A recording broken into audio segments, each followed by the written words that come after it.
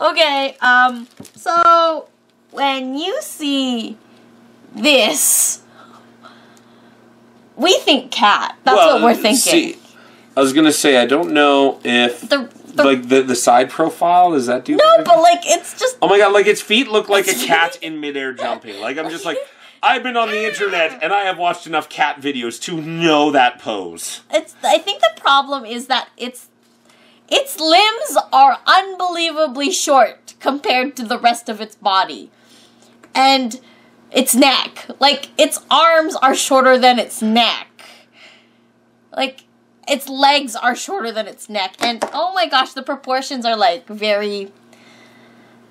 It's weird. The proportions are weird. Like, someone... you know what it feels like? It feels like this bottom half got sculpted, and then the head got sculpted on top of it. Like, and it's just too big. Because I think if the head were smaller, this would work. But it's a little disproportional. That's what I say. But it's a patinaed bronze dragon. Green, because it's patinaed. See?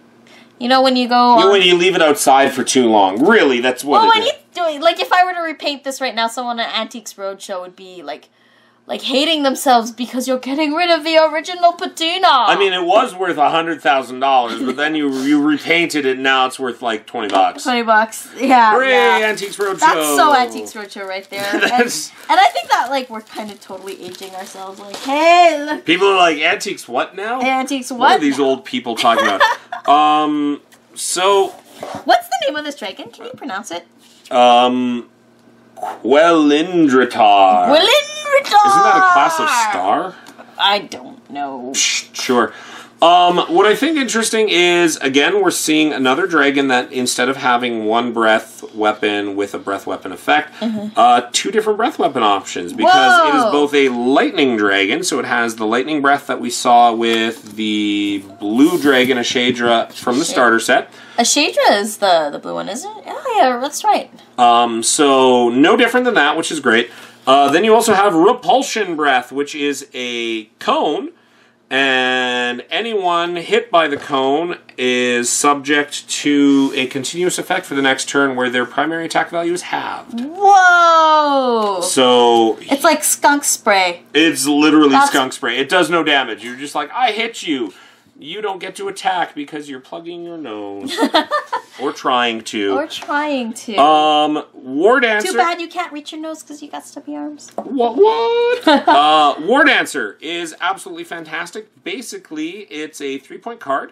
It allows you... it's a discard at any point. When you draw critical damage, you can choose to discard the card to make them draw the next card for a critical effect. So basically, whenever they roll a dud critical effect that doesn't affect them, that's when you just discard your card and force them to draw a new one in the hopes that it's better. That's a 3-point upgrade on a dragon, though. And your dragon is already 43 freaking points. Yeah, but it's piddly, right? I mean, you're constantly doing damage anyway. I don't know. I don't really care. I saw 3 points in those boosters that I would way rather spend. Yeah, however...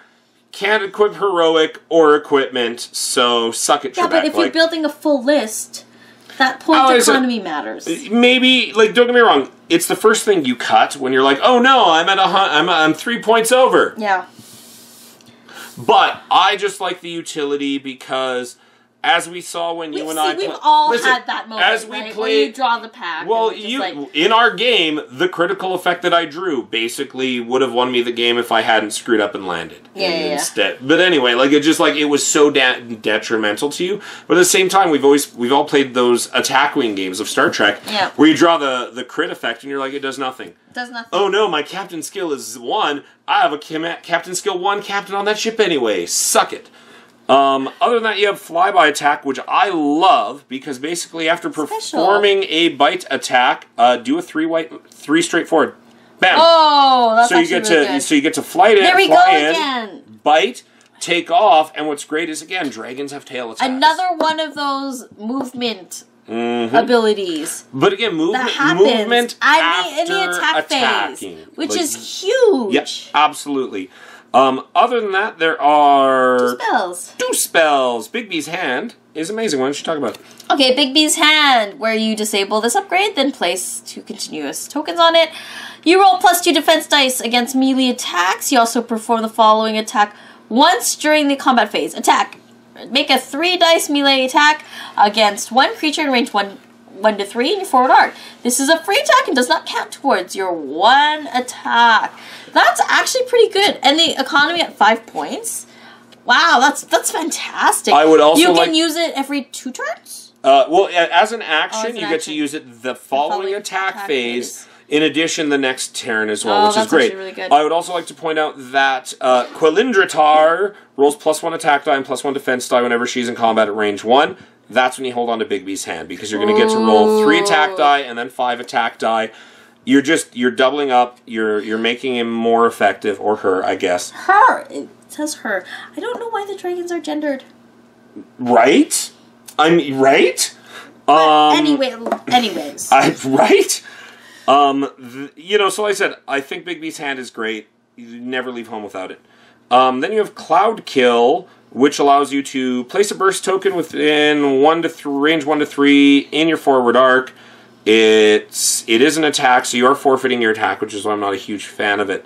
But it does have a continuous effect where during the end phase, so as we all know, this is going to happen for 2 turns because of the way it works. Make a 3 dice attack against each creature on the ground who is touching or positioned within range 1 of the burst tokens. They do not roll defense dice, and it penetrates armor. So, I mean, I guess I'm just not a huge fan of giving up my attack when Big B's Hand is so good, but this will wreck wizards. Oh, absolutely right. Yeah. You don't get to evade them, you get no armor, and it's just 3 dice, and it's there for 2 turns. It forces wizards to run the hell away or die. I'll do a quick think of movement here before we go. She's actually not terrible. You know what? They're all the same on the ground. Dragons are flyers. They don't like to walk. Well, especially this one. I mean, all I'm imagining is him trying to get on top of a dresser. The world's tallest dresser. Okay, I gotta stop playing with this thing now. And I think that... I shall name it Maru. Maru is the bronze dragon. Participation prize for this OP month 3 is the Fang of Bahamut or Tiamat, whichever your alignment happens to be. And basically, this one is you basically get to put down when you use this free action a number of hourglass tokens onto one enemy creature, range 1 to 3 in any direction, who is lower level than you. Choose one of that creature's upgrades and place a number of hourglass tokens equal to the number of artifacts of Tiamat or Bahamut, whichever you're using, remaining in your legion, including this one. There you have her. And yeah, that's pretty good. I would say that being able to disable some of those upgrades right when you need them, pretty darn awesome. So yeah, I'm loving this artifact mechanic. I love how they work together, and I'm really interested to see how the OP kind of shapes the way we end up playing this game. Because I think that especially with the boosters being as great as they are, and honestly, they're really wonderful kits as a whole. Like, they're kits that I would pay for and I would buy off the shelf if I could. Yep. For sure. And I think that having those in the mix will change the game up quite a bit. And once especially come month 3, when everyone's had a chance to kind of pull out the cards they want out of those boosters and include them in their main list before the booster comes in, you'll start seeing some really great. Well, and that's what I was thinking is together. A lot of the upgrades from the boosters mesh so very well with the current wave releases that exist, and you can make some really great kits and combinations with them. All right, so that's D&D for us. Thanks for watching, everybody. I'm gonna swear off of live events for now, and we're gonna just go old school and do these types of unboxings with you for future things. If you do want to leave comments, let me know what you're thinking about any or all of these upgrades. I'm interested to see what people are foreseeing in their OP events and how they're seeing these things play out. So yeah, that's us. Ciao. Say goodbye, Nathan. Goodbye, Nathan.